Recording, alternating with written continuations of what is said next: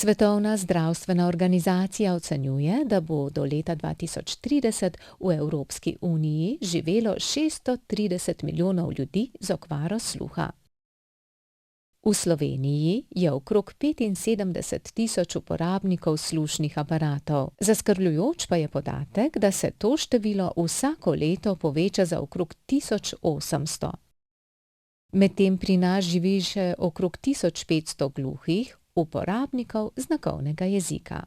Glede na večanje števila starostnikov in invalidov se Evropska unija odziva s sprejemanjem zakonodaje, ki uresničuje univerzalno pravico ljudi do večje dostopnosti. O tem, kako bodo v prihodnje države članice omogočile marginaliziranim skupinam uporabo informacijske in komunikacijske tehnologije, je na nedavnem regionalnem forumu Dostopna Evropa, ki je potekal pod okriljem Mednarodne telekomunikacijske zveze ITU in Evropske komisije, razpravljalo 250 udeležencev iz 35 držav.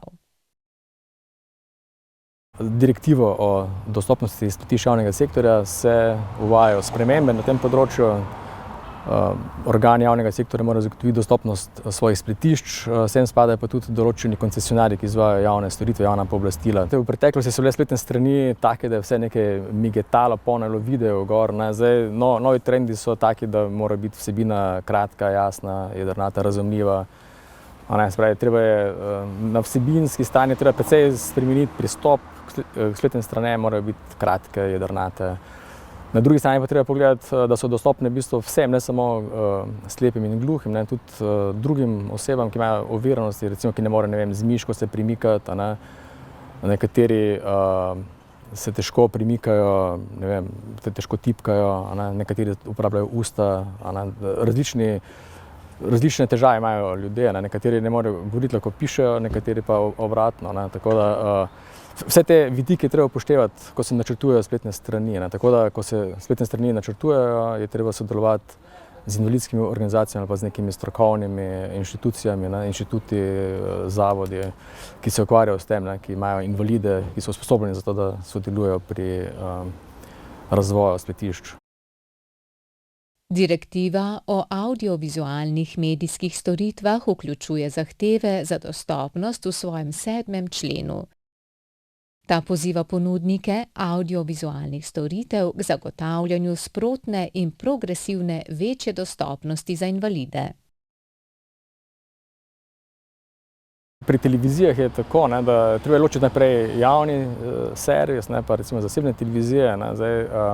Mednarodna konvencija o pravicah invalidov se nanaša neposredno na javni sektor, se pravi tudi na RTV Slovenija, recimo v našem primeru. TV Slovenija v realnem času podnaslovi okrog 90% programa.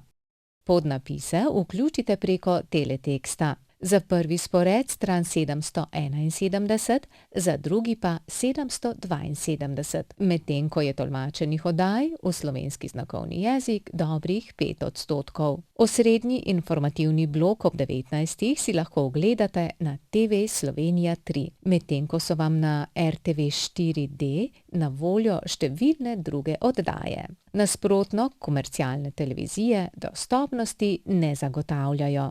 Želja je taka, da bi lahko tehnološko gledano, da bi lahko gluh recimo priklopil pa bi imel sliko v sliki, da ni nekih rešitev, da so segregirani, da je na posebnem kanalu, to je pač stvar tehnologije. Potem za naglušne, da je vse podnaslovljeno, da je možno recimo izklopiti pa vklopiti podnapise, potem tudi recimo, da pri podnapisih ne gre samo za golo podnaslavljanje, ampak gre tudi mogoče za opisovanje, za obogatene podnapise. Želja je bila, da bi ta dostopnost glede podnapisov, obogatenih podnapisov, da bi bila 100%. Pri tolmačenju je pa tako, da je težko zagotoviti celoten program, ampak tam je želja nekje 10-20%, to je recimo nek dolgoročni cilj. V raziskavi, kjer je sodelovalo 43 ponudnikov televizijskih programov, so rezultati pokazali, da 83% ponudnikov zagotavlja podnapise v živo. Le 9 ponudnikov pa zagotavlja 100% podnaslavljanje svojih vsebin. Med njimi sta BBC in ORF. Rezultati so pokazali še, da 7% televizij del programskih vsebin nudi tudi v znakovnem jeziku. Lansko leto je bil tudi sprejet akt o dostopnosti storitev in produktov, ki bo razširil obveznosti tudi na zasebni sektor. Akt poznavalci ocenjujejo kot najpomembnejši dosežek Evropske skupnosti na področju izboljšanja statusa invalidov v Evropi in za uresničevanje določil konvencije Združenih narodov.